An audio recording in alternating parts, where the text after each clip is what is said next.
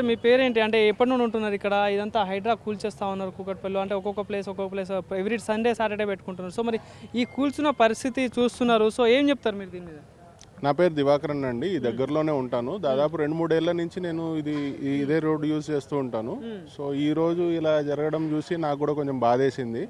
అంటే ఈ దగ్గరలో చెరువు పక్కలో పార్క్లో అప్పుడప్పుడు వస్తూ ఉంటాము. ఇది చెరువు ప్రాంతం అని కూడా తెలుసు నాకు. అంటే అక్రమ కట్టడాలు కట్టడం తప్పే, కాకపోతే వీళ్ళు ఏంటంటే మధ్యతరగతి వాళ్ళు అయి ఉండొచ్చు. చూస్తుంటే ఇవన్నీ వాళ్ళు బిజినెస్ కోసం పెట్టుకున్నారు. వాళ్ళ ప్రొఫెషన్ వాళ్ళు ఉండి ఏదో లగ్జరీగా కట్టుకునేవి కూడా కాదు. సో ఇలా చూసినప్పుడు వాళ్ళు ప్రొఫెషనల్ పోగొట్టుకుంటున్నారు. ఇప్పుడు సామాన్ అంతా వేస్ట్ అయిపోతుంది.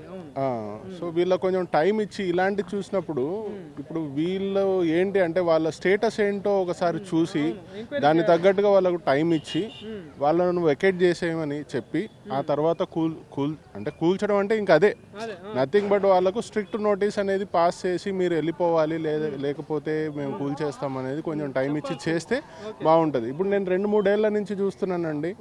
ఇవన్నీ వాళ్ళు యాజ్ యూజువల్గా ఎవ్రీడే రొటీన్ వర్క్ చేసుకుంటున్నారు, వెళ్తున్నారు, పోతున్నారు. ఎప్పుడు ఇలాంటిది లేదు.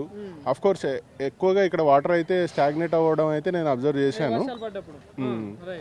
అయితే కూల్చడం అనేది అంటే వెకేట్ చేయించడం అనేది కరెక్ట్, కానీ ఇంప్లిమెంటేషన్ అనేది వాళ్ళు నష్టపోతున్నారు. ఇప్పుడు వాళ్ళకి అద్దెకు ఇవ్వడమో లేదంటే వేరే వాళ్ళు కన్స్ట్రక్ట్ చేస్తే రావడమో వీళ్ళు ఇక్కడికి వచ్చేసి స్థిరపడి ఉంటారు.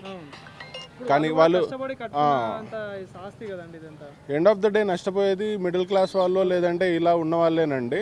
అంటే గతంలో ప్రభుత్వం అటు రేవంత్ రెడ్డి గారు కూడా పేదవాళ్ళ జోలికి రాము మేమని చెప్పేసి కూడా అన్నా ఉంది. ఇది హైడ్రా అనేది పేదవాళ్ళ జోలికి రాదని చెప్పేసి అంది. కానీ ఇప్పుడు చూస్తున్న ప్రతి దగ్గర పేదవాళ్ళదే మెయిన్గా కనిపిస్తూ ఉంది. సో ఏం చెప్తారు మీరు దీని ఒపీనియన్ ఏంటి? అంటే చూస్తున్నాం అండి, ఒక ఇద్దరు వాళ్ళే పోయినాయి అంటే 8 వీళ్ళవి పోయినట్టుగా అనిపిస్తున్నాయి చూస్తుంటే. కంప్లీట్గా పేదవాళ్ళ జోలికి రాము అన్నట్టుగా అయితే ఏం అనిపించట్లేదు. దీన్ని చూస్తే మీకు ఏమనిపిస్తుంది చెప్పండి? అన్ని రేకులు లోపల క్యాటరింగ్ వాళ్ళ అదే సామాను, అక్కడ చూస్తే వాళ్ళ ప్రింటింగ్ వాళ్ళ మిషన్ అండి, వాళ్ళ కంప్లీట్గా కొత్తగా ఉన్నట్టుంది. అది మిషన్ తప్ప మిగతావన్నీ కూల్చేశారు. కనీసం టైం నోటీసులు కానీ టైం పీరియడ్ ఇస్తున్నారా తీసుకోవడానికి? అసలు వచ్చిన వాళ్ళు కూడా వాళ్ళైతే చెప్పడం అదేనండి, మాకైతే టైం ఏమీ లేదు, డైరెక్ట్గా వచ్చేసి నోటీస్ ఇచ్చేశారు, కూల్చేశారు. మేము కనీసం మాకు టైం ఇవ్వండి, ఇలాగా మేము వెకేట్ చేసేసుకుంటాము, మా రూపాయి మేము కష్టపడిందే ప్రతి ఒక్కటి మేము రీయూజ్ చేసుకునే. ఈవెన్ మనం అబ్జర్వ్ చేసినా కానీ లోపల రేకులు ఇవన్నీ షిఫ్ట్ చేసేవేనండి, కాంక్రీట్ ఏం కాదు. గతంలో చాలా ప్రభుత్వాలు మారాయి. గతంలో బీఆర్ఎస్ ప్రభుత్వం చూసి అంతకుముందు కూడా కాంగ్రెస్ ప్రభుత్వం ఉండే, టీడీపీ ప్రభుత్వం ఉండే. సో ఇట్లాంటి వైఖరి ఎప్పుడైనా జరిగిందా? అసలు వైఖరి ఇన్ ద సెన్స్ ఇది గుడ్ ఉంది, బ్యాడ్ ఉందండి. ఎలాగా అంటే ఇలా కట్టడం అనేది తప్పు. ఎందుకంటే సామాన్య జనాల్లో కూడా ఇల్లు వెళ్ళిపోయి, కార్లు నీళ్ళల్లో తడిసిపోయి, ఇళ్లలో కొంతమంది చనిపోయి, అంటే వాటర్ ఎప్పుడైతే ఫ్లడ్స్ వచ్చినాయో దీని కన్సిక్వెన్స్ అదే. దాన్ని అరగట్టాలంటే ఇలాంటివి తప్పవు.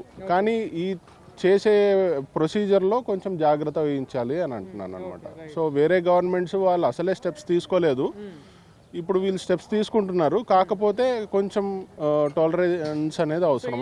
ఒకవేళ గవర్నమెంట్కి చెప్పాలన్నా కూడా ఇట్లాంటి విషయాల్లో జాగ్రత్త తీసుకోవాలంటే ఒక యాజ్ ఎ పబ్లిక్గా ఏం సజెషన్ ఇస్తారు?